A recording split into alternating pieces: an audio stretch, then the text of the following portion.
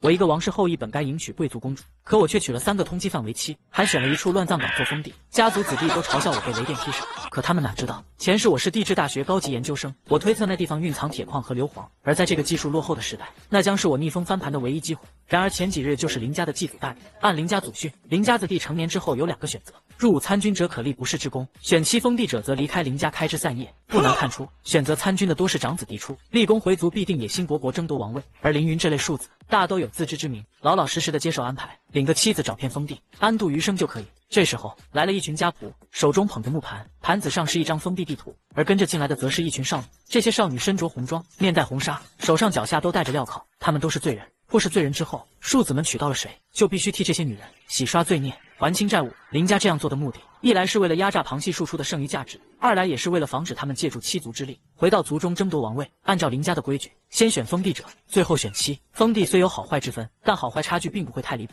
可那些少女身上背负的债务却是天差地别，从1000两到3万两不止，众人只能相互推让，没人愿意先选封地。这时凌云直接站了出来，指了指地图上的一处地方：“我要这处封地。”族老十分惊讶，瞥了一眼他手中的封地地图：“你可确定？”凌云非常自信地回答：“确定。”族老摇头叹气，朗声宣布：“凌云所选封地牛背山。”众人当即哗然。牛背山因为山势走向宛如牛背而得名，山上遍地红石，总有臭鸡蛋的气味弥漫，以至于寸草不生，一片荒芜。山脚下只有一片湖泊和一处村庄，不过百户人家，靠着打鱼为生，一年的税收只有区200两白银。这凌云的脑袋不是被雷劈坏掉了吧？众人议论纷纷。此时凌云心中暗笑，这世界冶炼技术相当不发达，那满山红石入不出所料应该是赤铁矿，臭鸡蛋的味道定是硫磺石。我一个地质高材生，又做过钢铁生意，这不正是适合我的一块宝地？随着他选择后，陆陆续续的少女们被林家子弟选走，留下的要么是容貌身材不佳，要么便是背负巨额债务。就在此时，一声怒喝传来：“滚开，别碰我！”一个少女应声被踹倒在地，少女脸上的面纱掉落，露出一张绝美的脸庞。她白发皆白，裸露在外的肌肤没有半点血色，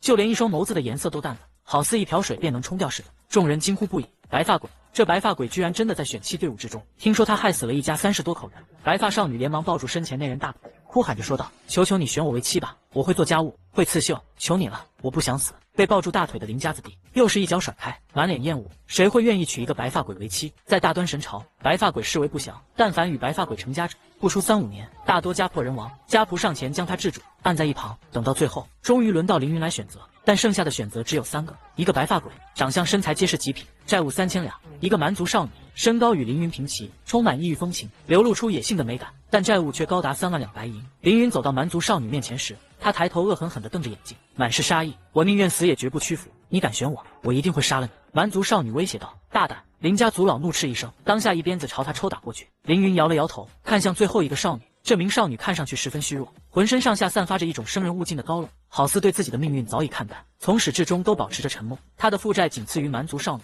白银2万两。除此之外，她还身怀隐疾，至于具体情况无人知晓。族老劝说凌云，要是选这位的话，可以酌情减免点债务。凌云的目光在他们身上来回扫视，最终走向泪眼婆娑的白发少女面前：“我选她。”此言一出，在场众人无比震惊。先是选了块破地，现在居然选白发鬼为妻，他不怕死吗？就连白发少女都一脸震惊，她本以为自己必死无疑，却在绝望之中被凌云选中。“你真的要选我吗？”凌云点头说道：“你姓甚名谁？”“我叫吴越。”“没有姓，那你可愿意冠我之姓，嫁我为妻？”白发女扑通一声就跪在了凌云面前：“愿意，我愿意，以后我伺候您，报答您，为您做牛做马。”凌云连忙将她搀扶了起来，柔声道：“你是嫁与我为妻，不是给我做牛做马，以后不要这样。”林无月拘谨地站在了凌云的身边，显然他并不习惯这种温柔的对待。凌云暗自叹气，不就是一个白化病吗？被这群蠢货当成什么白发鬼？至此，选妻环节全部结束，有2个壮汉走进大厅，准备将蛮族少女与叶青婉带走。那2个没人选，估计直接要带去处斩吧。还用想，那蛮族的留着也是个威胁。可惜了2个都长得这么漂亮，就是背负的债务太多了。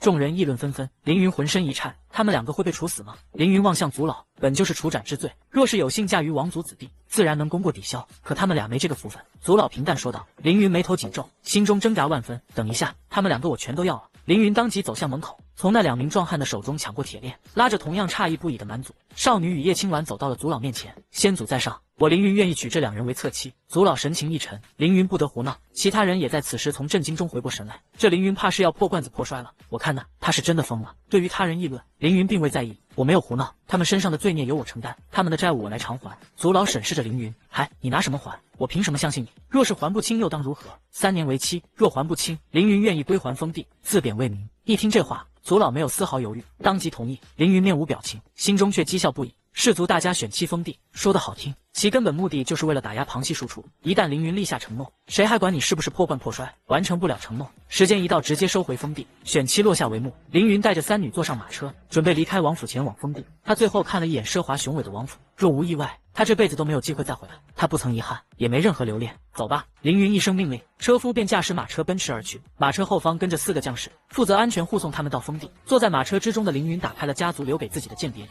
里面有100两银子，以及象征着封地领主的令牌。除此之外，便是3把钥匙。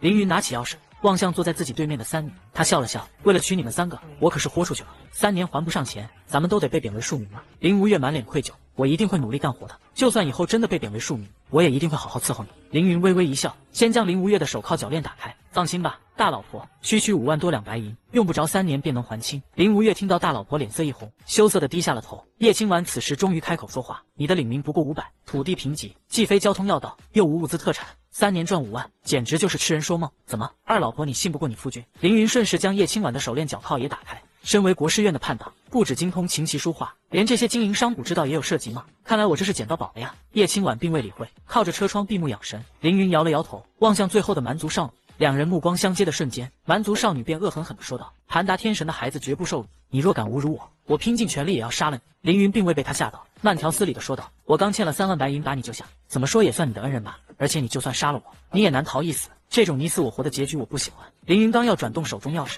不如我们来做一个交易如何？东路的狗贼，你以为我会相信你？别着急骂人，我知道你很强，在战场上能杀30多个精锐将士，我刚好缺一个护卫，只需要1年时间。1年之后，我一纸休书，你从此自由。而且我可以向你保证，这1年时间，只要你不愿意，我们只有夫妻之名，绝无夫妻之实，如何？蛮族少女露出难以相信的表情，而凌云已经微笑着解开了她的手链脚铐。你可以慢慢考虑，当然，如果你不愿意的话，你现在就可以杀了我。不过高贵的盘达天神的孩子，应该不会做这种知恩不报的行为吧？话罢，凌云坐回自己的座位上。约几分钟后，蛮族少女突然开口：“乌娜。”凌云转头疑惑道：“什么意思？”我的名字是乌娜，以盘达天神的名义起誓，我愿意接收你的交易，保护你的安全。只要我没有倒下，任何人便无法伤害到你。若为此事，五雷轰顶。乌娜一双黑溜溜的大眼睛。凌云回头一笑，成交。就在此时，马车突然一个急刹车，晃得4人都撞到了一起。怎么回事？凌云探出窗外大喊，只见一个妇女拼命奔跑，快逃快逃！劫匪来了，你们都得死！大王，牛背村这次真的什么都拿不出来，就算还有一点口粮，也绝对不能交出。你若强抢，我们只能殊死一搏了。老村长在牛背村极具威望，听他一说，不管男女老少都拿起趁手物件当兵器，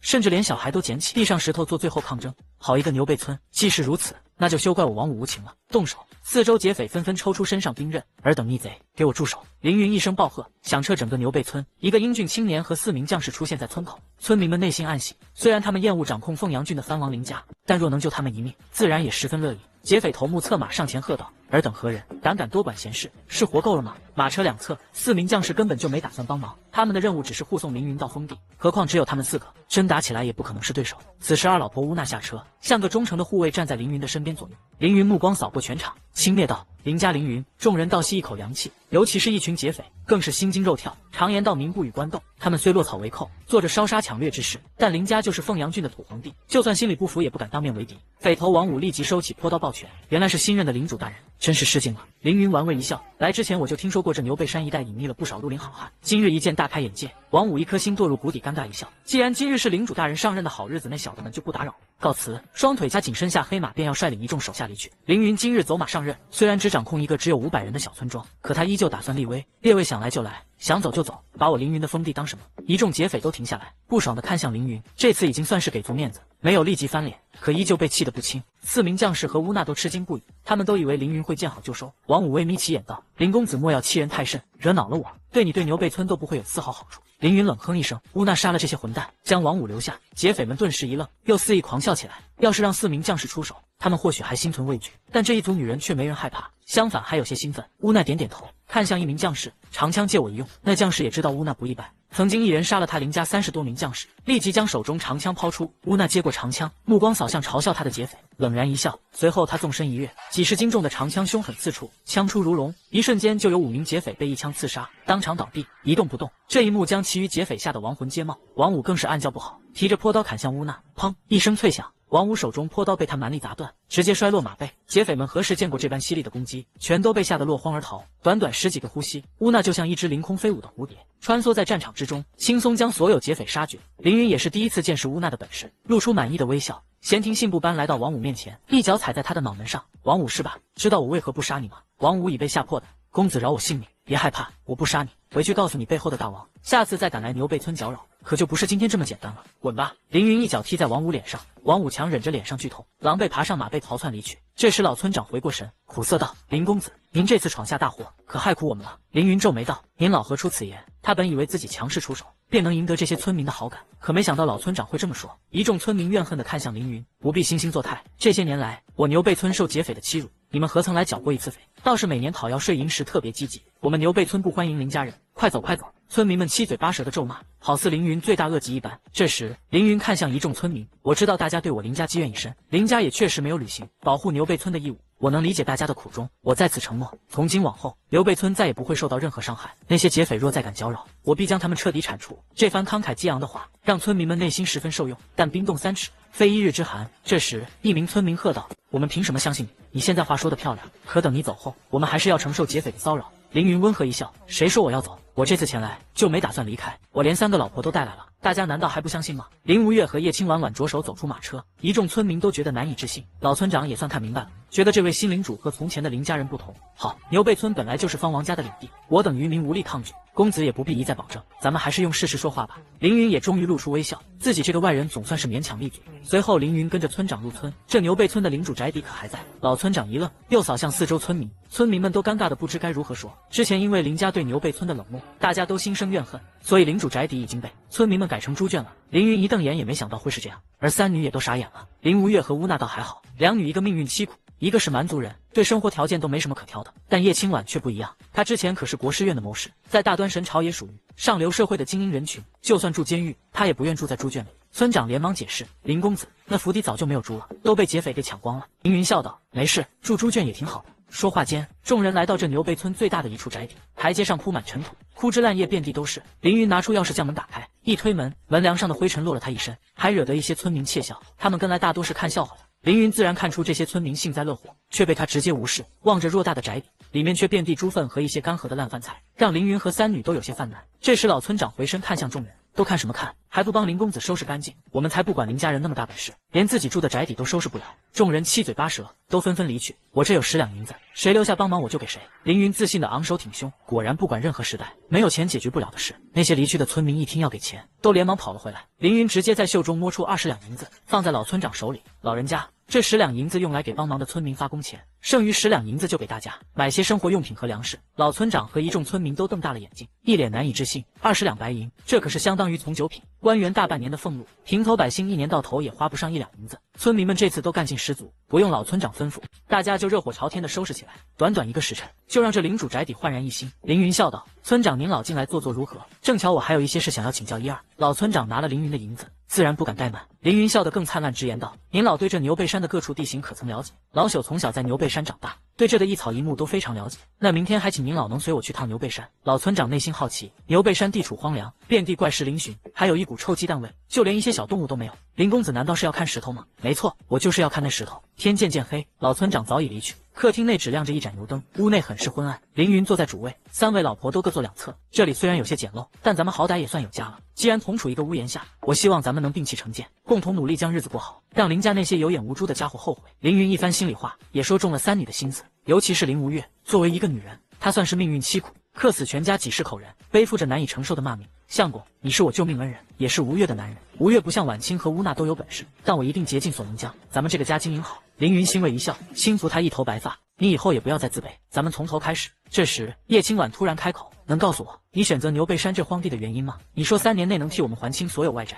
凭什么？叶青婉作为曾经国师院的谋士，无论是心机城府皆是上乘，凌云这一路上的一言一行，他都铭记于心，所以想要问个清楚。乌娜皱眉道：“你不过是相公的侧妻，这是什么态度？”凌云一愣，没想到这丫头还会为自己抱不平。乌娜经过白天救村民一事，心中对凌云认可许多。夜晚轻轻哼一声，按照家规，吴越姐是正妻，而你我虽同为侧妻，但我的身份也在你之上，所以不管你是人族还是蛮族，都放尊重点，别不懂尊卑礼数。乌娜大怒，猛然站起身。凌云是头大如斗，没想到这才第一夜就闹出问题，原来老婆太多也确实是个麻烦。够了，都给我闭嘴！从今天起不准再吵架。乌娜，你先回去休息。乌娜冷哼一声，潇洒离去。凌云叹息道：“我选择牛背山自然有我的意图，再等一段时间你就会明白，这牛背山不但不是穷乡僻壤，反而遍地是宝。”叶清婉和林无月眼前一亮。虽然没能得到确切答案，但凌云的这个回答已经让人遐想连篇了。叶清婉撇撇嘴，起身就走。你说了半天，等于什么都没说。你干嘛去？凌云问道。天黑了，当然睡觉。坐了一天马车，累死了。这凌云终于感受到叶清婉的大小姐脾气。这时林无月红着脸说道：“相公，卧房已经准备好了，咱们也早点歇了吧。”凌云瞬间明悟，自己穿越之前还是个纯情少男，这惊喜来的也太快了吧！就在这时，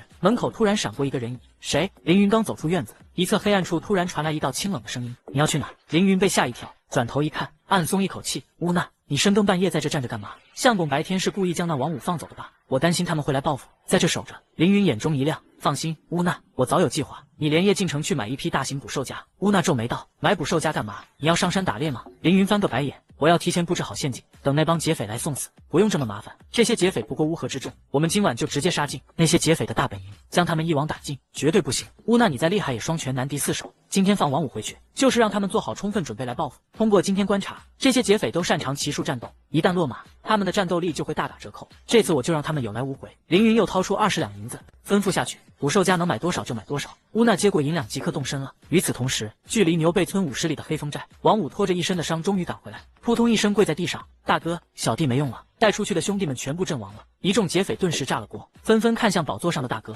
在道上大家都称他为熊爷。熊爷立即将王五扶起：“好兄弟，到底怎么回事？”王五抹了一把眼泪，把白天的事添油加醋的说了出来：“大哥，那林家小子还让我给您带句话。”“什么话？”熊爷那双铜铃大的眼睛瞪得滚圆。他说：“大哥要是再敢骚扰牛背村，就将我们赶尽杀绝，更要让大哥死无葬身之地。”熊爷一把将他推开，大喝道：“放他娘的狗屁！小的们都回去给我好好准备，将刀磨得锋利些，天一亮咱们就灭了牛背村。”凌云这边披了一套黑色披风，孤身一人坐在村口的石墩子上，他要等乌娜带回捕兽夹，趁着天黑将陷阱布置好。只听远处乌娜低喝一声，一匹黑马前蹄高高跃起，发出一声嘶鸣，一大包的捕兽夹被他扔在地上。我一共买回来200个捕兽夹，够用了吧？乌娜性格直爽，骑在马背上就像个得胜将军。附近在巡夜的老村长闻声赶了过来：“你这是要做什么？”凌云戏谑道：“当然是布置陷阱了。那王五白天被我放走，势必会来报仇，这次我就让他们有来无回。”老村长恍然大悟：“多谢林公子还惦记此事，老朽就先替村民们谢谢你了。乌娜，咱们这些捕兽夹隐藏到入村的必经之路，林公子这些粗活还是交给老朽吧。你们刚来，对牛背村的地形也不熟悉。”老村长转身回到村子，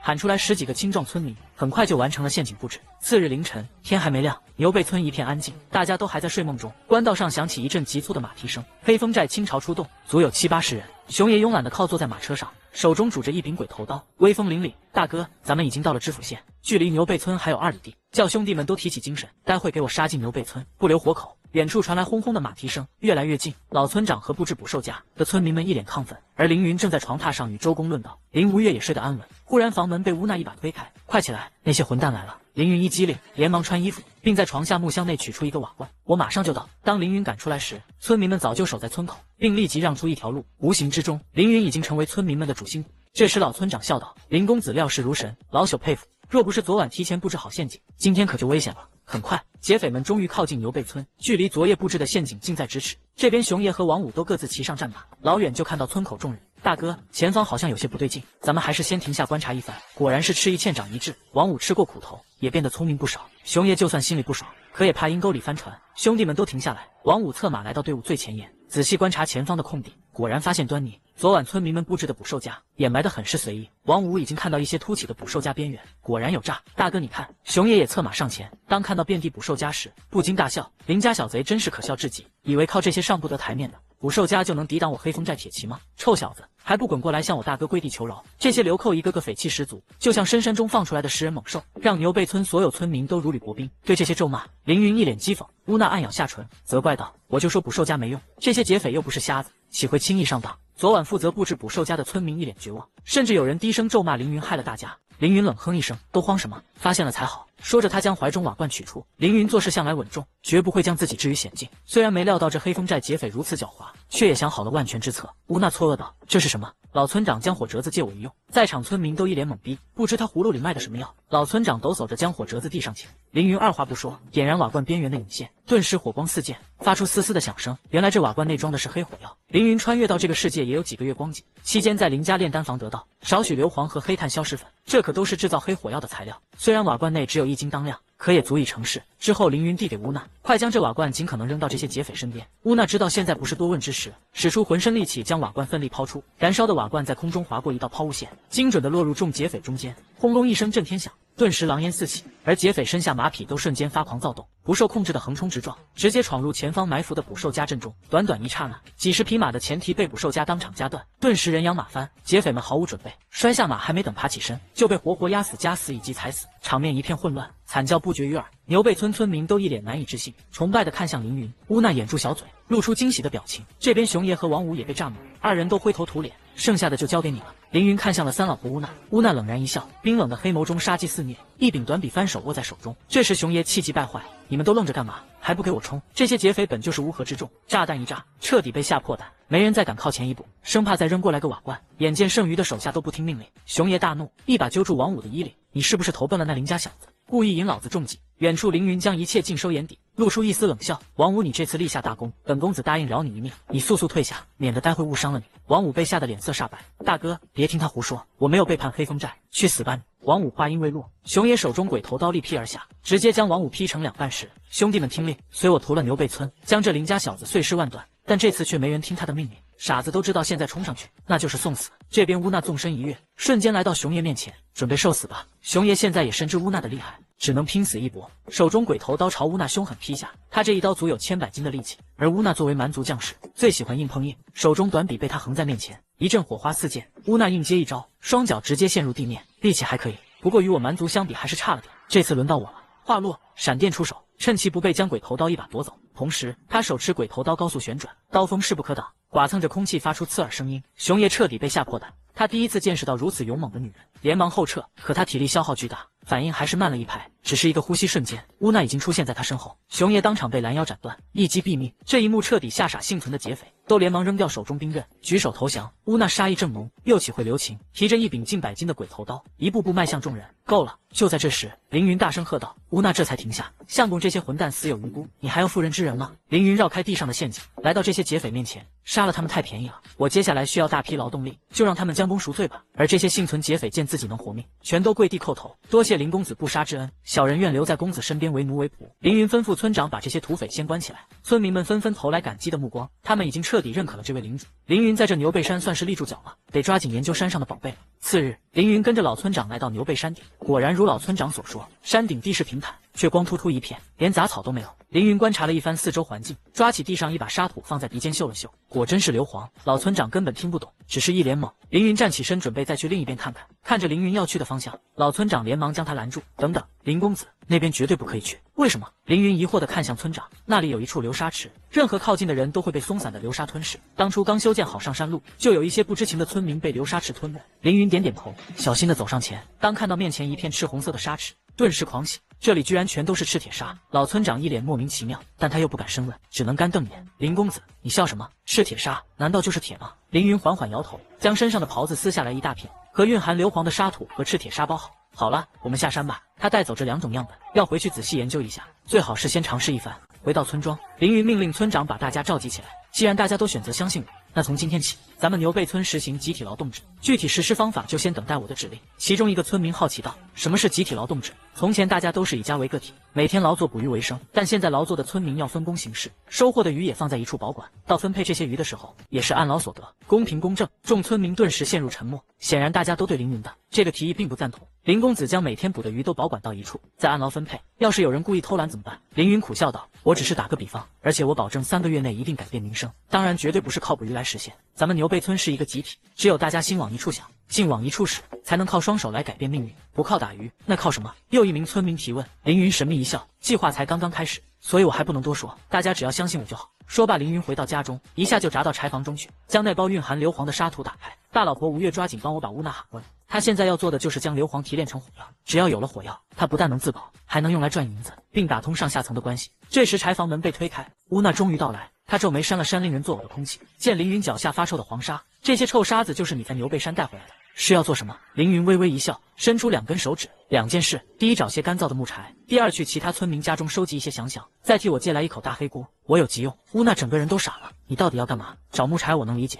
但你还要我收集村民家中的响响？你饿了，想要吃吗？凌云翻个大白眼，胡说什么？你才吃翔！我现在和你也解释不清楚，快点按我说的去办。我乌娜在蛮族军中，那也是名震一方的人物，岂会做这种低贱恶心的事？要想想你自己找去，或者你可以自己生产。乌娜也来了脾气，一脸嘲弄。凌云轻咳一声，确实是难为你了。这样，你先去帮我解决第一件事，翔翔的事我自己解决。乌娜赶紧答应，转身跑了出去。凌云只能找到老村长，向他提出了翔翔之事。村长也是一脸懵逼，凌云没有解释太多，他也不好拒绝，找来2名村民抬了一大桶翔翔送到凌云的柴房。三女还好奇送来的是什么东西，刚进柴房直接跑出来吐了。其实凌云也想吐，但为了得到消食，他只能用这种最土的办法。他将一整桶翔翔倒进大黑锅里，然后原地生火，将锅里彻底煮开，并用一根棍子来回翻动，刺鼻的味道充斥柴房。这下就连村民和老村长都受不了，躲得远远的。只有凌云用布条堵住鼻孔，转头看向门外众人那鄙夷的目光。凌云喝道：“你们在院里挖个大坑，将那些木柴放进去点燃。林公子，这些木柴就这么烧了，是不是太可惜了？”老村长一脸惋惜，他们穷苦日子过惯了，最见不得浪费。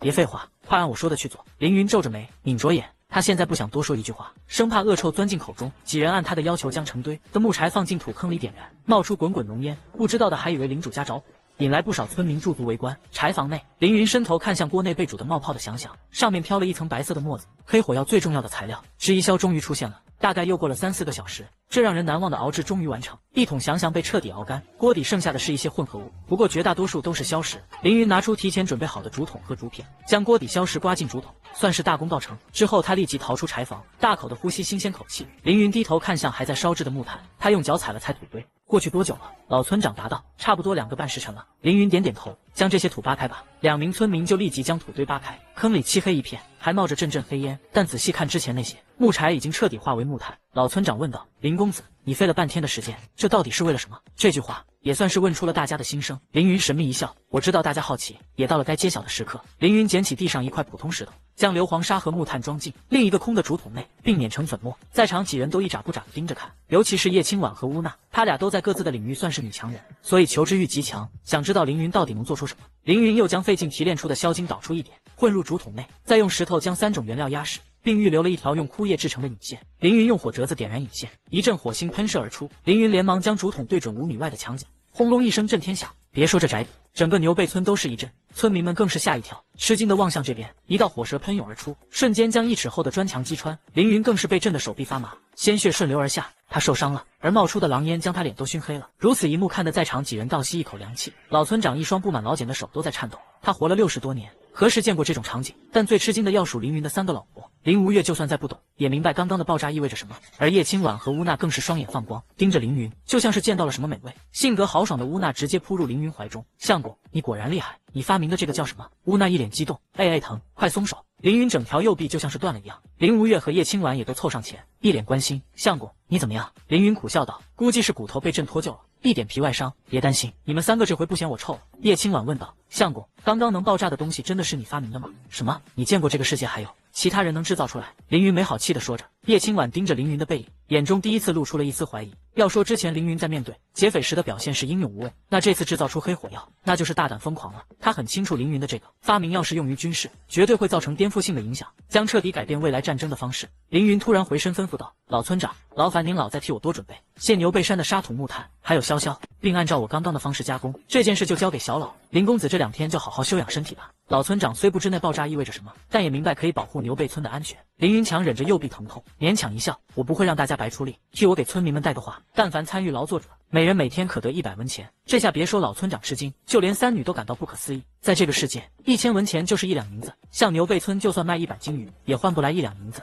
而牛背村有500多人，就算只有100人参与加工制造，那凌云每天支付的工钱换算成银子就是10两。放在财大气粗的林家并不算大事，但对凌云乃至牛背村都是一笔天文数字。有林公子这句话，那这件事就包在我们身上。老村长带着兴奋离去。回到家中，乌娜问道：“相公，你真打算每天拿出10两银子给村女 officers？ 你手里那60两白银估计几天就没了。”凌云看着2女莞尔一笑：“不错，终于知道替为父分忧了。我是不是要敲锣打鼓庆祝一下？”2女顿时满脸通红，害羞起来。相公，说正经的，你到底打算如何赚钱？叶青婉恢复严肃，心里也期待起来。凌云双眼发光，这俗话说大炮一响，黄金万两，想要来快钱，自然要打仗。这牛背山方圆500里地，肯定还有不少像黑风寨这样的劫匪窝。这帮混蛋这些年肯定搜刮了不少民脂民膏，我要让他们怎么吃进去的，就怎么吐出来。叶青婉赞许道：“相公果然思路清奇，黑吃黑确实是没本的买卖，但你想过以后吗？这些劫匪窝迟早有殆尽的时候。凌云起身活动了一下，沉声道：“等我吃饱了，也就有了属于自己的势力。你觉得我将来会怎样？”叶青婉和乌娜都内心一震，真没想到我一个戴罪之人，居然能遇到相公这样的奇才，我真的开始爱上你了。叶青婉眼中带光，笑得妩媚动人。好了，婉清，今日你先回去休息，明天起来你和我出去一趟，办一件至关重要的事。叶青婉一脸惊讶：“你让我陪你去吗？”叶青婉自知相比林无月和乌娜，自己对凌云一直不温不火，没想到凌云会选自己。凌云笑着回答：“当然，除了你，别人无法胜任。”吩咐完，凌云回到房间，刚要伸懒腰打哈气，忽然身后的房门被关闭。凌云转身一看，就见林无月一脸娇羞地站在门口，她居然只穿了一个红色肚兜，妙曼娇躯若隐若现，雪白的皮肤如凝脂玉一般细腻，除了那一头白发，几乎毫无瑕疵。凌云何时见过这种诱惑？咽了下口水：“无月，你要干什么？”“相公，你叫我什么？”“那个，夫人，咱们有话好说。咱们今晚有的是时间说话，不过现在你只属于我。”经历了翻云覆雨的一夜，凌云早早的起来了。凌云带着二老婆叶青婉来到关押土匪的地方，转身看向一脸崇拜他的2名村民，将他放出来。凌云指向一个还算长相斯文的青年土匪，2名村民赶紧按照吩咐将此人放出来。凌云问道：“你叫什么？”青年立即站起身，躬声道：“小人郑有利见过公子。”他内心暗喜，凌云能向他问话，肯定是看他顺眼。凌云从郑有利口中得知，他乃虞城人士，自小习武，还做过镖头，因为3年前失了镖，才落草为寇，对这虞城方圆500里都十分了解。凌云也不犹豫：“我就问你一句，这牛背山方圆500里还有多少像黑风寨这样的势力？”郑有利一愣，答复道：“牛背山方圆500里有多少势力？小人也不敢肯定，但我曾听熊爷提过一次，每3个村庄附近就会有一个劫匪窝，而紧邻牛背村50里地，就有个名叫黄金盟的势力。”凌云眼前一亮，这黄金盟实力如何？郑有利算是看出来了。凌云打听得这么仔细，肯定是准备清剿隐藏在牛背山的所有劫匪。黄金盟与黑风寨差不多，但他们老大六爷却一般。林公子若要剿匪，小人愿效犬马之劳。凌云朗声道：“郑有利，从今天起，你就是我凌云麾下的第一个侍卫，你的这些同伴也统统归你管理。要是他们出了什么问题，我就拿你试问。”郑有利扑通一声跪在地上道谢不止，而囚笼内的俘虏虽心有不服，却又欢喜，至少可以把命保住了。牛背村民得知凌云要去剿匪，都大吃一惊，他们根本不明白凌云为什么要这么做。凌云带着叶青婉2人就此出发，一路上叶青婉十分安静，一边控制身下马匹，一边看着四周的风景，显得轻松惬意。只有郑有利心事重重，他以为凌云要剿匪，肯定要带上不少人马，最起码也要有那天刀劈熊爷的蛮族女人，可现在才知道只有他们3人。林公子，就咱们3个去挑战黄金盟，是不是太危险了？不必害怕，我凌云还没傻到去送死的地步，这次叫你来也只是做向导。听他这么一说，郑有利更蒙圈，根本不明白凌云葫芦里卖的什么样。叶青婉发现凌云身下的战马2侧还挂着2个包裹，好奇道：“相公，这带的这是什么？”他记得凌云什么都没带，这2个包裹肯定大有来历。凌云摇头晃脑，依旧盯着远方：“什么你不清楚吗？”叶青婉眼前一亮，喃喃道：“难道是那个？”半天的功夫，他们便来到黄金盟的老巢一线天的山顶。凌云翻身下马，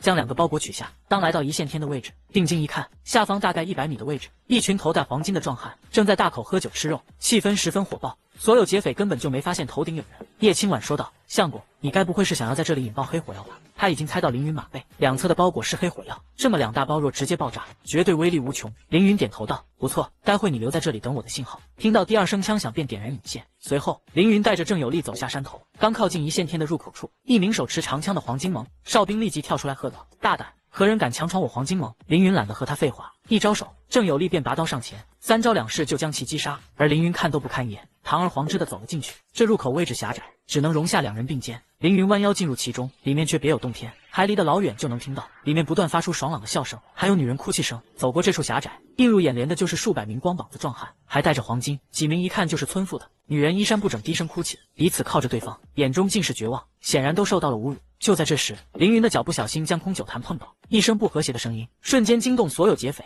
他们可都是亡命徒，平日里过刀口舔血的日子，就算喝得烂醉，基本的警觉性还是有的。当众人看到凌云这个陌生人，都起身摸刀。这时一名黄金大汉喝道：“哪来的瘪三，胆敢擅闯我黄金盟！”凌云冷笑道：“牛背村凌云，他只是想报一下名号，毕竟过了今天，黄金盟也就没了。而且他就是要表现出一副胸有成竹的状态，来迷惑众人。”果然，一众黄金盟劫匪在听说凌云这个名字，都倒吸一口凉气，就像是见鬼一般。这时，远处高位忽然传来一声大喝：“你就是之前灭掉黑风寨的林家新任领主！”四下的劫匪让出一条路来，一身披虎皮披风的中年顺着中间走来。凌云不由皱眉，又重新舒展，轻蔑道：“看来我还挺出名，你就是黄金盟的首领六爷了。”中年大汉点头道：“林公子，我黄金盟与牛背村并无仇怨，不知你此次前来所为何事？”他也不傻，能作为一方首领，自然眼力非凡，隐隐感觉到一丝杀气。凌云冷笑道：“我若说是来打劫的，不知六爷信不信？六爷顿时一愣，而四周黄金盟劫匪都仰头狂笑起来，肆意狂笑声响彻整个一线天。六爷嗤笑道：“林公子怕是失心疯吧？想敲我黄金盟的竹杠，可是要付出生命的代价。就算你能消灭黑风寨又如何？”面对众人狂笑，凌云倒是无动于衷。郑有利被吓得不轻，色厉内荏道：“六爷，我劝你还是乖乖束手就擒。我家公子乃是凤阳王之子，你若敢乱来，绝对让你黄金蒙面。林家算个屁！老子山高皇帝远。莫说是林家一个小小领主，就是他凤阳王亲至，老子也不怕。”这话完全是吹牛，但也表明这位黄金盟首领打算将他俩杀掉。这时六爷扫向四周，手下喝道：“哪位兄弟愿意出手，将这不知天高地厚的林家小子杀了？老子奖励他1两银子，外加2个娘们。”这时人群中冲出一个莽汉，手持一柄砍刀，直奔凌云劈来。凌云突然掏出昨晚连夜赶制的竹筒枪，轰隆一声炸响，被他改良后的枪口内喷出大量火舌。那大汉毫无准备下，被这一枪正中，可怕的威力打得他倒飞回去，重重摔在地上。四周黄金盟劫匪都被吓破胆，连忙后退。再定睛一看，莽汉浑身是血，胸口和脸已经被开了花，当场毙命。而六爷更被吓得脸色惨白，身体微微颤抖。他根本理解不了刚刚那一声炸响是什么。众人在望向凌云，见他依旧保持举枪的姿势，一脸冷笑，枪口还冒着淡淡青烟，将他衬托得更是不凡。一旁的郑有利激动得不行，扑通一声跪在地上，眼神满是崇拜。凌云收回竹筒枪，他的手也微微颤抖，他目光扫视一群劫匪，霸气道：“来呀，你们不是要杀我吗？谁敢冲上来我就杀了谁。”这时六爷阴着脸走上前，质问道：“你刚才使用的那个竹筒是什么？”凌云勾了勾手指：“你过来，我就告诉你，你当我是傻子不成？”六爷随即又看向四周手下喝道：“弟兄们都给我拿出勇气！这小子手中的玩意，就算能杀人，也只是杀死一人。你们一拥而上，他必死无疑。”凌云后退一步，直接将竹筒枪对准众人，恼怒道：“信不信我这次开枪能将你们所有人全部杀死？你们敢赌，我就敢开枪。”他早在这一线天上空布置好100斤当量的炸药，绝对能让这些家伙死无葬身之地。六爷咬着牙喝道：“林公子，我黄金盟真的无意与您作对，你有什么条件可以提出来？”凌云笑道：“其实我也不想与列位翻脸，我知道黄金盟是这方圆100里内仅次于黑风寨的势力，那肯定财大气粗。”六爷拿出1000两白银，我现在就走。什么1000两？六爷大吃一惊，四周劫匪也都彻底傻眼了。凌云微微一笑：“怎么舍不得？钱财乃身外之物，只要还活着，一切就都还有机会；但命没了，一切就都没了。”六爷眼角抖动的厉害，冷汗顺流而下，眼中充满杀机。1000两没有，若是100两，我倒是可以考虑。凌云懒得和他解释，直接将枪口对准六爷，威胁道：“再给你最后一次机会，是交钱保命，还是一心求死？”六爷怒骂道：“欺人太甚！你真当老子是被吓大的？你有本事就动手好了。”他话未说完，凌云就果断开枪，又是一声炸响，火舌并未击中六爷，而是将他身边的几名小弟轰得倒飞，当场血染长空。但一切还没完，凌云曾交代过，2声枪响便是信号。一线天上的叶青婉立即将火折子拉开，学着凌云之前的方式将引线点燃后，撒腿就朝着山下跑去。凌云淡定自若微笑道：“我只数3个数。”炸药被点燃，发出嘶嘶的响声，声音不算大，但在这一线天下却十分刺耳。众人惊魂未定下都听得清楚。而凌云和郑有利则站在山谷出口的有利位置。这时六爷问道：“你在搞什么鬼？”凌云也不需要隐瞒了，而是仰头望天。轰隆一声，爆炸声极为恐怖，整个一线天都剧烈震荡，宛若山崩地裂。众人彻底被吓破胆，天空不断坠下大块的岩石，不到200人的劫匪，转眼间就砸死了一大半，就连六爷都被石块砸中双目，倒在血泊。他眼中满是绝望，开始后悔刚刚没有乖乖交钱。这时叶青婉终于赶来，看着如此可怕的破坏力，惊喜道：“相公，这2个包裹爆炸居然这么厉害，你真是个天才。”而一旁的郑有利也算是领教到凌云的可怕。若说他之前选择归顺是为了保命，心里多少还有些不情愿，但这一刻他终于下定决心，跟着这位林公子必定会平步青云，扶摇直上。六爷心态算是彻底崩了，一把抓住凌云的裤脚，强忍着身下撕心裂肺的痛苦，求饶道：“林公子饶命啊！我愿意交出所有钱财，只求您能饶我一命。”凌云满意点头道：“既然你愿意花钱保平安，那我就不杀你了。告诉我藏宝库在哪？”六爷颤抖着手，在怀中掏出一把钥匙，又指向远处的一处洞窟。凌云转头望去，直接将钥匙扔给郑有利：“去清点一下，回来给我报个数。”郑有利忙不迭的点头，一路小跑而去。叶青婉看了眼六爷，说道：“相公，这老东西留不得，不然泄露了秘密，对我们接下来可是相当不利。”凌云戏谑一笑：“傻丫头，我心里有数。”之后又过了大概5分钟，郑有利终于归来。“公子，这黄金盟果然富得流油，宝库内的白银一共有500两，其他物资和粮食不计其数。要是带回牛背村，咱们就彻底不必为生计发愁了。”凌云凑到他耳边低声道：“接下来就交给你了，将幸存劫匪都抓起来，愿意归顺的就带回去，不听话的直接杀了。”“公子，那这老东西呢？”他瞥了眼被大石头压得虚弱不堪的六爷，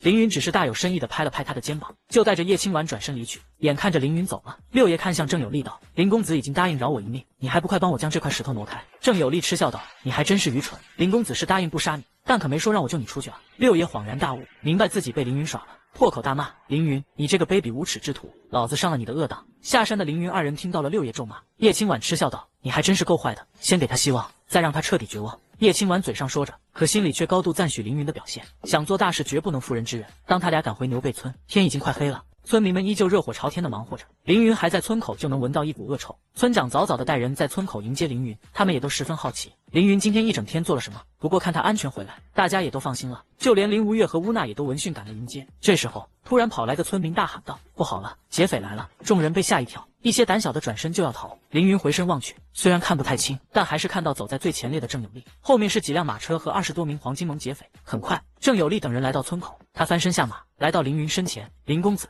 小人幸不辱命，带回白银衣500两，战马100余匹，各类粮食、蔬菜、肉类累计200多斤。如此多的战利品，让在场所有村民目瞪口呆。别说是500两，就是100两银子，他们都不曾见过。”这时凌云将他扶起，满意道：“不错，没有利欲熏心，确实是个好苗子。”郑有利暗捏了一把冷汗，凌云今天展露出超凡手段，就像是一柄尖刀悬在他头顶，让郑有利最终不敢铤而走险。现在看来自己猜对了，这位城府深厚的林公子果然是在考验他。凌云紧接着又说道：“郑有利，今天起你便是我麾下第一侍卫，现在我村里所有的俘虏全交给你，我给你3个月时间，将他们改造成纪律严明的铁骑，需要什么尽管开口，我一定满足你。我要建立第一支属于我凌云自己的私军。”四周村民都内心震撼，被凌云的野心和胆魄所折服。不过只要能过上好日子，他们才不管凌云接下来要做什么。郑有利目露金光道：“卑职领命。”夜晚，凌云与3个老婆围坐在饭桌前，凌云率先举杯一笑道：“3位娘子，你们都知道，我要组建一支完全受我控制的私军。我知道这在大端神朝是违法的，藩王更不会允许这样的事发生。不过我还是要做。你们3个也包括我在内，都和林家或多或少都有些恩怨。我从小更在林家受尽了屈辱，曾发誓一定要推翻凤阳王的专制。虽然现在实力还远远不够，不过有你们3个的支持，我相信那天很快就会到来。”凌云侃侃而谈，洒脱自如。这时乌娜说道：“相公，就让我也加入这支私军吧，我一定不会让你失望。”凌云笑道：“还是算了，你和婉清以后都留在我身边辅佐，家里的财政大权就交给吴越管理。”乌娜小嘴一瘪，有些不爽，但能留在凌云身边，也让他很是满意。林无月立即站起身道：“我照顾家没问题，但这么多的钱，奴家怕是能力不够，还是交给婉清吧。她曾经毕竟是国师院的谋士，叶青婉何等精明，自然也猜到了。吴月姐，你就别客套了，相公既然让你管钱，肯定早有安排。咱们姐妹都是苦命人，能得到相公的垂青，是8辈子修来的福。”凌云点头道：“不错，婉清将来还有更重要的事，管钱也确实不方便，你就别推脱了。”林无月见状，只能连连点头。那好吧，我一定竭尽所能，不辜负相公的信任。凌云这么安排，就是要让叶青婉和吴娜明白，林无月是他认定的大夫人，地位不可撼动，而两女也都心知肚明。来，咱们干杯！凌云举起酒杯，4人举杯一饮而尽。饭后，叶青婉坐在一旁的摇椅上，伸直了双腿。相公，你将来打算让我做什么？凌云宠溺一笑：“你出身国师院，自然要做我的谋士。跟我讲讲你之前为什么做叛党吧。”叶青婉听到此事，一双凤眸中闪过仇恨的火花。事到如今，告诉你也无妨。我曾上奏朝廷，想要让万岁爷削藩，遭到3、6位藩王的联手欺压，最后遭林家陷害，被大理寺判为结党营私，交由凤阳王处置。我也就阴差阳错的成了你的夫人。凌云点头道：“你放心，只需要再给我一些时间，我必让所有陷害你的人付出代价。”叶青婉眼中尽是温柔：“你还没说，你接下来想要我做什么？”凌云立马严肃起来：“接下来我准备大批量生产竹筒枪和炸药，但是这样下去迟早会被林家发现。我现在的情况还无法和林家抗衡，到时候就需要你出面谈判斡旋，为我争取足够的时间发展。”叶青婉听了，会心一笑，自己也明确了接下来的目标。凌云突然反手握住叶青婉滑嫩无骨的小手，用力一拉，他就倒入凌云怀中，一股幽香瞬间窜入他的鼻孔。叶青婉也明白接下来要发生什么，紧张的脸蛋通红。他现在并不排斥与凌云亲近，甚至还有些期待。可就这时，大门外传来敲门声，这不和谐的声音瞬间打破暧昧的氛围。凌云内心暗骂，叶青婉就像是触电一样，猛然站起身，转身回了自己房间。凌云沉声道：“进来。”大门被推，原来是郑有利和老村长。郑有利换了一身崭新的黑袍，老村长则叼着烟袋。凌云坐起身道：“你俩怎么一起来了？”老村长笑道：“林公子，今天大家又将配制黑火药的材料各提炼出10斤。”凌云一听，这是村长这是来要工钱来了，直接将大老婆叫了出来。林无月，以后你就负责和村长对接，该给多少工钱，1分钱都不要差。林无月眼前一亮，这种工作并不难，仅需要一些耐心，却也算给自己找个事做，还能为凌云分忧。相公放心，奴家一定做好工作。凌云又转头看向郑有利：“你呢？你有何事？”郑有利双手抱拳，对凌云极为尊敬：“公子，卑职刚才代表宁河那些收编俘虏谈过了，他们都心甘情愿成为公子的私军，目前一共是51人，我想要一笔饷银，先武装一下他们，之后再开始操练。”凌云沉声道：“你放心，装备我明天会和乌娜去余城采购，另外给他们每人每月1两银子做军饷。你作为统领，1个月可以得到5两银子。我只有一个要求，必须将他们都培养成纪律严明、作风优良的铁骑。郑有利立即跪地，多谢公子，卑职有信心让司军达到您的要求。3个月后若达不到要求，卑职愿受军法处置。凌云满意的点了点头，在怀中将竹筒枪递给他，说道：“这是竹筒枪，里面有10颗子弹，瞄准了打可以杀10个人。你作为统领，必须要建立威信，除了咱们自己人外，所有见过他的外人都必须死。”送走郑有利以后，凌云随手拿起一个10斤当量的炸药包，不由暗暗皱眉。他白天之所以能取得胜利，靠的就是100斤当量的炸药包，但炸药包缺点非常明显，首先就是太危险，使用者要是躲避不及，一定会遭到波及，甚至被炸死。其次就是这种点燃引线的方式，很容易受不可控的因素影响，比如天气影响、人为影响，都会让点燃的引线熄灭。凌云解开上面的破布后，露出黑火药，喃喃道：“要是能制造出手雷就好了，这玩意肯定更加方便，用来对敌，杀伤力也更强。可是上哪找足够坚固的材料做手雷呢？”凌云绞尽脑汁，一筹莫展。突然看到角落里之前做竹筒枪剩下的竹筒，凌云一拍脑门，搞不了手雷，我可以搞手榴弹啊！要知道前世的老祖宗们当初就是发明了手榴弹，把小日子送回了老家。凌云连忙拿起剩下的竹筒，仔细观察起来，这边角料内部很窄，大概只能容纳1-2斤的黑火药，但只要能做到相对封闭，减少里面的空气，便会爆发出不俗的威力。凌云立即操作起来，填装好黑火药，又用竹片将开口封好，并用布条捆严，一个简易的手榴弹就诞生了。凌云又做了几个一样的，先藏了起来，准备时机成熟再拿出来一鸣惊人。次日清晨，凌云早早起床，今天他还要和乌娜进城采购一些装备，来武装自己司军。刚走出房门，就看到乌娜提着一根长棍在院内操练着，一套棍法被他打得虎虎生威，发出嗡嗡响声。乌娜阴阳怪气地说道：“今天怎么起来这么早？不和大老婆在亲热会吗？”其实乌娜是故意，大清早在院子舞枪弄棍，要的就是吵醒凌云。怎么，我起得早你不愿意？那我再回去睡个回笼觉。说着，凌云转身欲走，乌娜立马急了：“站住！既然醒来，就快点收拾一下。今天不是要进城吗？”乌娜的性格已经被凌云彻底拿捏，一手欲擒故纵，让这蛮族丫头只能认输。之后，二人策马离开牛背村，直奔虞城赶去。这虞城是最靠近牛背山的城池，当然虞城也是藩王林家的地盘。一路上，身为蛮族的乌娜却像个小姑娘，看看这，瞅瞅那，装备没买到，却买了一堆女孩子用的香囊，搞得凌云一阵无语。逛了一上午，二人也累了，刚好来到一家豪华的酒楼门口。一名店小二立即热情迎上前，谄媚一笑：“这位公子里边请。”凌云点头道：“给我找个安静一点的位置。”“没问题，客官请跟我来。”凌云和乌娜跟着来到2楼，店内男性食客都盯着乌娜玲珑有致的娇躯看，眼珠子都快掉地上了。乌娜拥有蛮族血统，因为特殊环境和饮食习惯，导致这一族人都身材高大，浑身上下充斥着野性美。乌娜早就习惯了这种眼神，心里还很是得意。来到2楼靠窗包间坐下，凌云直接掏出一锭银子：“小二，有什么好酒好菜全给我上来。”店小二眼前一亮，变得更加热情：“好嘞，公子请稍等。”这时乌娜撇嘴道：“你还好意思说我乱买东西？自己还不是胡吃海喝的。”凌云皱了皱眉头：“你搞错一件事，我这可不是随便吃喝，我是特意来考察的。”凌云想看看这个世界的菜品到底如何。他虽然前世做菜一般，可各大菜系可是吃过不少。他深知无论是任何时代，衣食住行都是必备的，只要能做大做强，赚钱都在后面。他想要推翻林家的统治，有钱是基础，总不能一直去打劫土匪窝，开酒楼赚钱就是个不错的办法。殊不知在二人斗嘴时，坐在隔壁桌的青年嘴角泛起一丝微笑，展开手中折扇走了过来。14弟，没想到在这还能遇上。凌云看着迎面走来的翩翩公子，先是一愣，但很快就认出来，微笑道：“原来是八哥呀。”此人正是他同父异母的哥哥，名叫林轩。凌云记得这小子之前选的封地是桃源镇，距离他所在牛背村仅有600多里地。林轩上下打量乌娜，露出一丝贪婪。14弟还真是性情中人，当初为了美人选了牛背山那么个破地，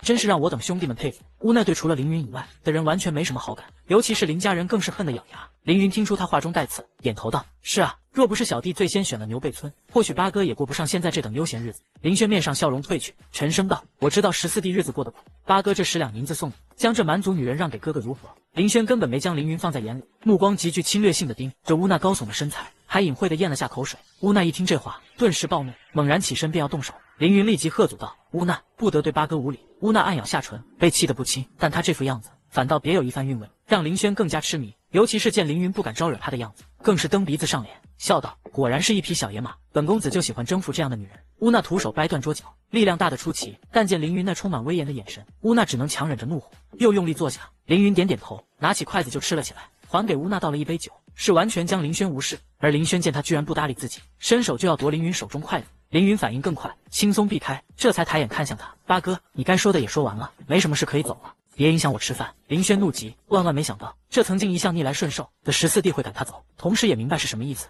怒极而笑道：“既然14弟不愿意，那当哥哥的也不能强人所难，慢慢吃吧，反正也吃不上几顿了。”话落，凌轩起身离去。这时乌娜一脸不爽：“别人都要骑在你脖子上拉屎了，你居然还吃得下去？你之前剿匪时的胆魄呢？怎么一遇到林家人就怂了？凌云没有回答，而是盯着桌上空杯倒酒。乌娜皱紧眉头，我凭什么给你倒酒？你瞧你刚才的怂样，我乌娜乃是盘达天神的孩子，绝不与懦夫为伍。凌云一脸严肃，重复道：我让你倒酒。乌娜虽气不过，但还是拿起酒壶倒酒，却态度极差，用力将酒壶放在桌上，发出一声巨响。凌云笑道：你可知于城有命令规定，不准任何人在城内动手，就算是林家子弟，敢动手只有一个下场，那就是死。乌娜有些心虚，这城的规定我确实不知道，声音明显低了下来。凌云眼里透露着凶狠，乌娜你记住，他林轩刚刚带给你的所有羞辱，我定要他用他的全部来偿还。乌娜恍然大悟，终于明白了凌云的心思，惊喜道：相公，你该不会要打桃源镇的主意吧？凌云吃了一口鱼肉，大有深意道：他蹦跶不了多久了。与此同时，林轩离开酒楼，直接回到客栈。一群手下见自家主子一脸严肃，都面面相觑。林轩抬眼看向众人，目光中透着一丝阴毒狠辣，对着手下头目说：阿三，你带几个好手在城外盯着，要是遇到一个男人和满族女人，就将男人杀了，再将那蛮族女人带回来。切记，那蛮族女人非常厉害，一定先用10香软筋散对付她。阿三立即点头，招呼身边7、8个同伴离去。这边凌云和乌娜吃完，便来到了城北铁匠铺。乌娜走上前笑道：老师傅，您可还记得我？一个有些干瘦的老头在铁匠铺走出来，看得出他打了一辈子铁，双手布满老茧，血管凸起。哈哈，原来是你这丫头，我当然记得，你上次可是在我这买了一大批捕兽夹，怎么样，这次又要买什么？乌娜警惕地看了看四周，看没人注意这边，凑到老铁匠耳边低声道：我想要一批装备，银盔银甲、长枪还有佩刀。老铁匠倒吸一口凉气，吃惊地看向面前这美艳无双的蛮族女人。小姑娘，你疯了吗？私自锻造这些装备，可是杀头的死罪。乌娜微笑道：您老就说要多钱吧，要是合适我就在你这买。鱼城附近隐藏了不知道多少劫匪窝，他才不信这老铁匠屁股干净。老铁匠愣了一会说道：外面人多眼杂，咱们进来谈吧。现在我们可以谈谈价格了吧？凌云不想过多浪费时间，不知公子需要多少套装备，最终价格要根据数量来决定。凌云点点头道：那请问这制造装备用的铁现在多少钱一斤？老铁匠一头雾水，市面上的生铁砂1吨是100两银子，这都是最基本的情况，公子难道不知道吗？这个世界的人并不认识铁矿，在铁石岭有个巨大的坑，里面可以直接得到细小的铁砂，经过高温煅烧便可得到铁水，之后再粗浅加工获得生铁。凌云仔细思考，却不由皱眉，自己牛背山可遍地是赤铁矿，虽然品质一定强于铁砂，但对冶炼工艺要求极高，在没有巨大的优势前提，恐怕根本竞争不过普通的铁砂。凌云顿时犯难，喃喃道：看来我只能在锻造工艺上下功夫了，他必须精准定位才行，到底是靠卖铁赚钱，还是靠制造兵器军火赚钱？凌云清醒过来笑道：我现在要制造100份装备，我给你200两白银，剩下50两先预留在你这，我会带来一份图纸，请您老帮我打造一些零件。老铁匠内心狂喜，没想到这林家公子这般豪气，笑道：没问题，这银子放在小老手里，林公子大可放心。凌云点头道：1周之后我派人来取货。二人完成了今天的任务，起身准备返程。夕阳西下，天边被烧得一片火红，还有淡淡的云被照耀成金色，如此美景让凌云和乌娜都感慨万千。就在这时，乌娜猛然看向官道一侧的草丛，低声道：相公，有危险！不远处1人高的草丛中，一群黑衣人都手持腰刀，警惕地盯着凌云二人。其中一名黑衣人却在怀中掏出一枚银针，上面附着10香软精散毒。这种毒并不致命，却足以让人手脚发软，一旦中招就会失去战斗力，任人摆布。黑衣人将银针放进一个主管内，很快凌云二人进入攻击范围。那黑衣人瞄准乌娜，直接将银针吹出，银针划破长空，正中乌娜的脖颈。乌娜一皱眉，条件反射般将银针拔下，同时纵身一跃，就向银针射来的方向冲去。可才过去几个呼吸，他就感觉头重脚轻，浑身酸软无力，扑通一声，乌娜直接摔在地上。凌云暗叫不好，刚要策马上前救人，一群黑衣人瞬间冲出，将他俩团团包围。凌云，这里就是你葬身之地。那黑衣人首领仰头狂笑，在他们看来，只要解决了乌娜，就能轻松杀死凌云。这时，乌娜破口大骂道：你们这些卑鄙无耻之徒，居然用这下三滥的手段！他对这种感觉实在太熟悉了，当初他在林家时就中了10香软精散的毒。这时几名黑衣人配合默契，直接上前将浑身酸软的乌娜架起。黑衣人首领喝道：先将他带回去，莫要让主子等着急了。凌云单手拉紧缰绳，另一只手则放在腰间，喝道：慢着！那黑衣人首领冷笑道：你一个小小的林家庶子，还想英雄救美吗？这就是你得罪我家主子的下场。凌云沉声道：八哥想要如何处置我？他这么问，其实就是想知道林轩的心态。要是对他还有一丝仁义，那凌云最后也会留有余地。黑衣人首领目不斜视地盯着凌云，那我就告诉你好了，主子虽与你是同父异母的兄，却并无兄弟之义。这次派我等前来，就是要你命的。黑衣首领眼露一丝杀机，手中的腰刀握得更紧。凌云这才满意一笑：好，既然如此，那我也就没什么顾虑了。黑衣首领还以为他认命了，大喝道：动手！2名黑衣人得到命令，立即提刀冲上前，想要一刀将凌云斩于马下。但就在这时，凌云掏出后腰的竹筒枪，对准迎面冲来的2人直接开枪。砰！2声震耳欲聋的声音，顿时火光四溅。那2名黑衣人当场打成筛子，惨死当场。如此惊人变故，让在场所有黑衣人都看呆了。这个世界的人根本就没见过这种手段，尤其是那黑衣人首领，更被吓得瑟瑟发抖。凌云将枪口冒出的青烟吹散，冷笑道：八哥，你以为我凌云真是好惹的？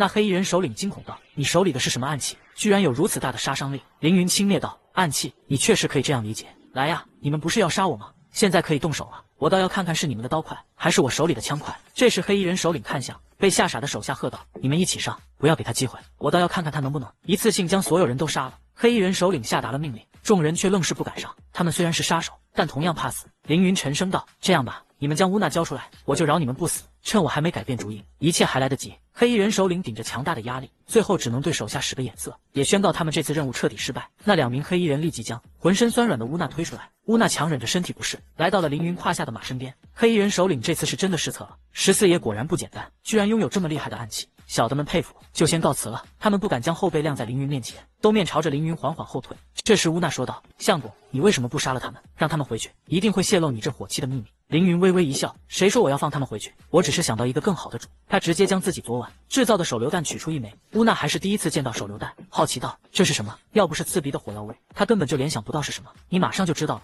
凌云用力一拉引线，端头顿时冒出浓烈的青烟。凌云在心里默念了3声，向10米外的黑衣人奋力一扔，手榴弹在空中划过一道抛物线，直接落到这群黑衣人脚下。众人还不知道是什么，其中一人刚要低头去看，轰的一声，爆炸宛如惊天神雷，可怕的能量将所有黑衣人掀飞出去，并重重摔在地。靠得最近的几人当场惨死。这一幕让乌娜倒吸一口凉气。凌云立即策马上前，居高临下的望着遍地的残尸碎肉，看来还需要改良才行。按理说刚才将手榴弹扔到了敌人脚下，应该全部炸死他们才对，可刚刚才炸死3人，剩下的几人皆是重伤，包括那首领。那黑衣首领终于品尝到了死亡的恐惧，虚弱的倒在血泊中，他的一条腿不翼而飞。14爷，我求求您饶了我吧，我真的不想死。凌云沉声道：“我不杀你倒是容易，可付出的代价却让我受不了。现在我还不想泄露太多秘密，所以你必须死。”凌云掏出竹筒枪，漆黑的枪口对准了他的脑门。黑衣人首领惊恐地大叫道：“我知道八爷的一个大秘密，只要14爷不杀我，我就告诉你。”凌云一挑眉笑道：“你先说说看，要是真的有价值，我自会给你一次机会。”黑衣人一看有戏，有辩解道：“14爷刚刚还说放我等离开，却背后偷袭，我信不过14爷。”凌云淡淡回应：“既然不信，那就别说了，反正我也懒得听。”凌云刚准备扣动扳机，黑衣人首领再也承受不住压力，喝道：“八爷！”他在桃源镇外的碾子山发现了一个铜矿，正在与府尹大人商议联手开采。凌云眼前一亮，在这个世界，铜矿虽然不如银矿和金矿价值高，更不是硬通货，但好歹也是造币的重要材料。要是自己能染指，那将是一本万利的好买卖。而且最吸引凌云的是这虞城府尹，他未来想要崭露头角，就必须要与当地的官员勾结。黑衣人首领见凌云目光阴晴不定，问道：“14爷，这个消息还满意吗？”凌云将竹筒枪收起，让他暗松一口气：“消息倒是可以，但我怎么知道你说的是不是真的？”黑衣人首领连忙说道：“小人可以亲自带14爷去那铜那，现在都是小人的手下在那镇守。”凌云露出耐人寻味的微笑道：“你该不会是想拿这个当做投名状吧？”嘿，首领连连单腿跪拜：“小人虽怕死，却并不是墙头草，小人只是在14爷这看到了未来。只要14爷愿意留我一命，小人一定鞠躬尽瘁。”乌娜虚弱地走上前道：“相公，小心有诈。”凌云点点头，目光扫向四周剩余的几名黑衣人，二话不说连开几枪，将他们全部灭口。凌云看着被吓傻的首领笑道：“恭喜你，捡回一条命。”说着直接将他扔上乌娜的马背，而凌云则将乌娜拉上自己的马。之后3人消失在茫茫黑夜。虞城方向传来急促的马蹄声，10几人手持着火把而来，林轩赫然在其中。当看到自己派出暗杀凌云的手下全部惨死，林轩面色铁青。这时一名手下检查了所有黑衣人的致命伤，抱拳道：“主子，他们似乎是被某种暗器杀死，此地还有一股浓烈的臭味，该不会是有人施展妖术吧？”林轩大怒，一脚将他踹开，骂道：“再危言耸听，老子现在就杀了你！”那手下连忙跪地叩头，而四周跟来的10几人也都眼露恐惧之色。这时一直跟在最后的白衣公子走上前：“林兄，这件事透着蹊跷，你还是不要冲动行事，等回去让我爹派人去牛背村调查一下，便知结果。”这白衣公子不是别人，正是虞城府尹的儿子邱毅。但林轩也不傻，明知道自己依四弟或许得到了什么厉害的宝贝，自然不想与城府染指，笑道：“多谢邱公子的好意，我这14弟不过是个小人物，又岂敢让府尹大人操心，交给在下就好。”邱毅咧嘴一笑，便不再多说。他自然看出林轩想要吃独食。另一边，乌娜靠在凌云怀中，一副昏昏欲睡可又充满了安全感，嘴角泛起一丝微笑：“相公，多谢你这次救我，要是落入那凌轩手中，我一定会生不如死。”凌云叹息道：“别说丧气话，你是我凌云的老婆，除了我，这个世界没人能欺负你。”乌娜回想起昨晚婉清与凌云亲近的一幕，也抓住了凌云的手。凌云感受到他的情绪变化，笑道：“小丫头，想什么呢？”乌娜红着脸，虚弱道：“奴家也想像吴月姐一样，做相公的女人。她的性子很烈，如果她不愿意，任何男人都无法靠近。”但凌云一次又一次带给他震撼与希望，也让他从崇拜逐渐变成对凌云的依赖，甚至想将自己身子都交给这个男人。转眼3人已经到达牛北村中，凌云叫来老村长，找来村里的大夫，给黑衣首领的伤口做了处理。这腿是保不住了，只能把血止住。乌娜看到凌云那如刀削一般的脸，相公在担忧什么？凌云淡淡说道：“这次虽然将这伙黑衣人解决，可也暴露了咱们的实力。八哥一定会派人来报复，甚至会派人来牛背村监视我们。乌娜柳眉微皱道：“那怎么办？要不等明天，我直接杀进桃源镇。”凌云无奈一笑：“你以为桃源镇和牛背村一样？小镇内可是有官府的人，而且八哥在那一定养了一批打手，你去我更不放心。”凌云这才看向身后马背上的黑衣首领问道：“你就没什么要说的？”黑衣人赶紧拱手道：“14爷与其对桃源镇下手，还不如去结交府尹大人邱光日。邱大人是个大贪官，只要14爷肯送钱财，他是一定会接见你的。何况14爷好歹也是林家第3代的子嗣，到时候只要14爷展露一些手段，邱大人一定会心动的。”凌云点点头，微笑道：“真没看出来，你居然还有这种头脑，难怪八哥会重用你。你叫什么名字？”黑衣首领回答道：“小人无名无姓，14爷叫我阿三就好。”林公子，邱大人每个月初1和15都会去虞城南郊狩猎，但凡是受虞城管控的镇县官员都会参与陪同，这将是你接近他最好的时机。凌云眼前一亮，又看向老村长问道：“您老可知今天是什么日子？”村长回答道：“今天是14啊。”凌云哈哈大笑：“真是天助我也！明天就是虞城府官员狩猎的日子，我们就去会一会这个邱大人。”这时郑有利突然闯进来说道：“主上，让卑职随同您一起去吧。”次日，虞城府内，邱光日一身黑色铠甲，威风凛凛的出发，身后还跟着儿子邱毅和一众府内将士。虞城附近的乡镇官员都